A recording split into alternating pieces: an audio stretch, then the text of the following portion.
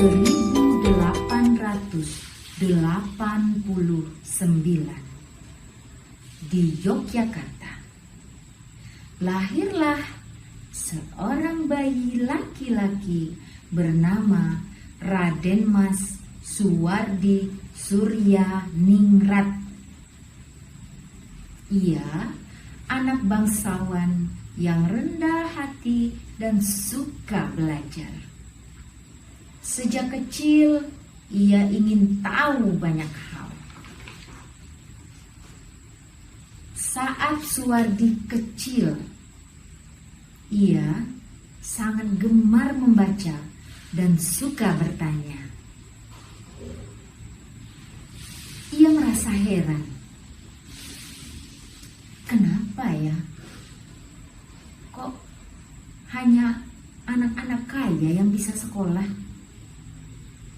Dari situ tumbuh keinginannya agar semua anak bisa belajar.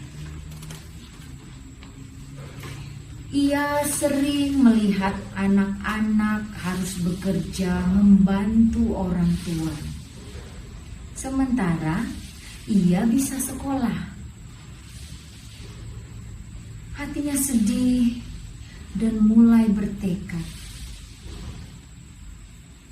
Aku harus memperjuangkan pendidikan bagi semua anak.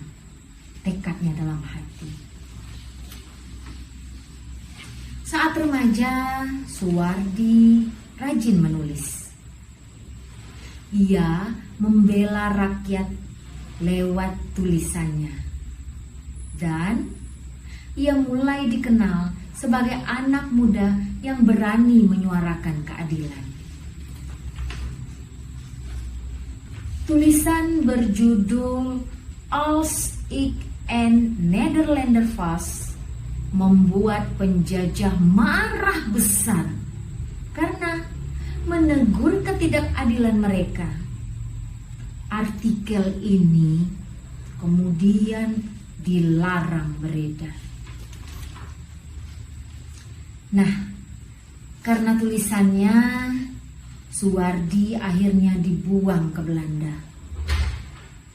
Tapi di sana ia justru belajar banyak hal, terutama tentang cara mengajar yang menyenangkan bagi anak-anak. Di Belanda, ia melihat anak-anak belajar dengan gembira di taman. Dari sana, ia tahu, wah, sekolah seharusnya membuat anak bahagia, bukan takut, pikirnya dalam hati. Ia berjanji, kalau aku pulang, aku akan buat sekolah seperti di Belanda untuk anak-anak di Indonesia. Ia sangat ingin semua anak bisa belajar dengan bebas. Setelah beberapa tahun, akhirnya Suwardi pulang dengan semangat yang baru. Ia yakin pendidikan adalah kunci kemerdekaan bagi Indonesia. Pada tahun 1922, ia mendirikan Taman Siswa, sekolah untuk semua anak, tanpa melihat kaya ataupun miskin. Di Taman Siswa, anak-anak belajar sambil bermain dan berpendapat dengan bebas. Sekolah jadi tempat yang ceria dan penuh dengan tawa. Ingarso Sungtulodo, Ingmadio Mangunkarso, dan Tutwuri Handayani. Ia mengajar dengan hati, mendorong muridnya agar berani dan semangat belajar. Sekolah Taman Siswa berkembang ke banyak kota.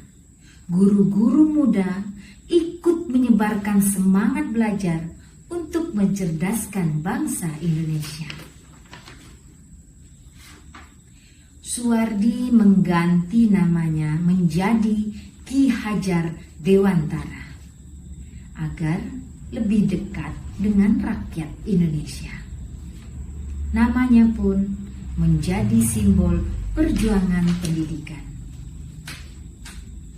Saat Indonesia merdeka tahun 1945, semangat Ki Hajar hidup di hati rakyat. Pendidikan menjadi bagian penting bagi kemerdekaan Indonesia. Karena jasanya yang amat besar, Ki Hajar Dewantara dijuluki Bapak Pendidikan Nasional dan dihormati oleh seluruh bangsa Indonesia. Dan setiap tanggal 2 Mei kita memperingati Hari Pendidikan Nasional untuk mengenang perjuangan beliau dalam memajukan pendidikan. Pendidikan adalah jalan menuju kemerdekaan sejati. Pesan itu mengingatkan kita bahwa belajar membuat kita bebas, pintar, dan berhati yang baik. Demikian cerita Ibu hari ini.